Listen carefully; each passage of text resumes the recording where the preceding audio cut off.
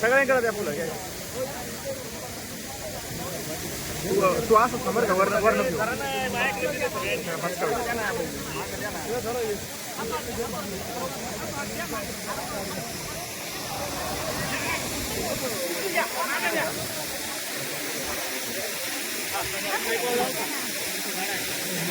तुम्ही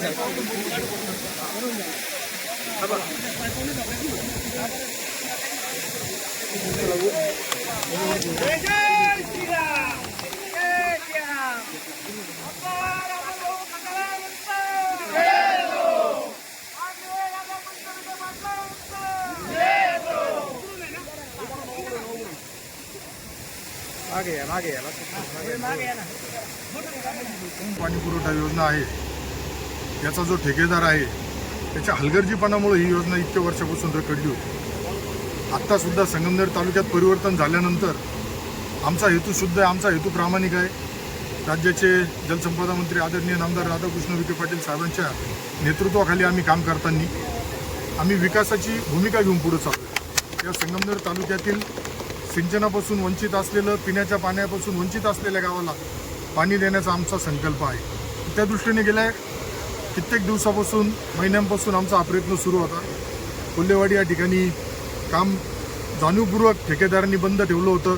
काही शेतकऱ्यांच्या माथी ते कापर फोडण्याचा प्रयत्न होता. काही शेतकऱ्यांची जिथं अडचण होती तिथं मी स्वतः बोललो होतो, आदरणीय सुजयदादा बोलले होते, आदरणीय नामदार साहेबसुद्धा बोलले होते. त्यामुळं तो विषय तेवढा महत्त्वाचा राहिलेला नव्हता. परंतु या तळेगाव पाणी पुरवठा योजनेमधून आत्तापर्यंत करोडो रुपयाचा भ्रष्टाचार आणि फक्त निवडणुका जिंकण्याचा कार्यक्रम यापूर्वीच्या सत्ताधाऱ्यांनी संगमनेरमध्ये केला होता. आज आम्ही ही योजना कार्यान्वित केली.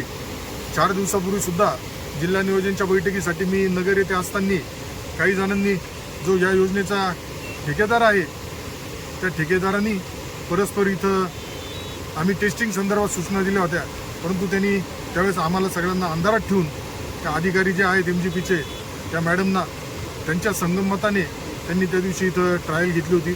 आमचा हेतू आहे, आम्हाला पाण्यामध्ये राजकारण करायचं नाही, आम्ही पाणी देणार हा शब्द दिला होता. तळेगाव पाणी पुरवठा योजना जी आहे ही आम्ही पुन्हा सुरू करून दाखवणार हा शब्द आम्ही दिला होता, तो आज आम्ही पूर्ण केला. राज्याचे लोकप्रिय जलसंपदा मंत्री विखे साहेबांच्या नेतृत्वाखाली काम करताना आज बघितलं असेल तुम्ही तर या योजनेसंदर्भातली माझी तळमळ, म्हणूनच या योजनेचं जे 10 कोटी रुपये लाईट बिल थकीत आहे हे माफ करण्यासंदर्भात सुद्धा मी विधानसभेमध्ये आवाज उठवला होता. शासन स्तरावर मागणी केली आहे.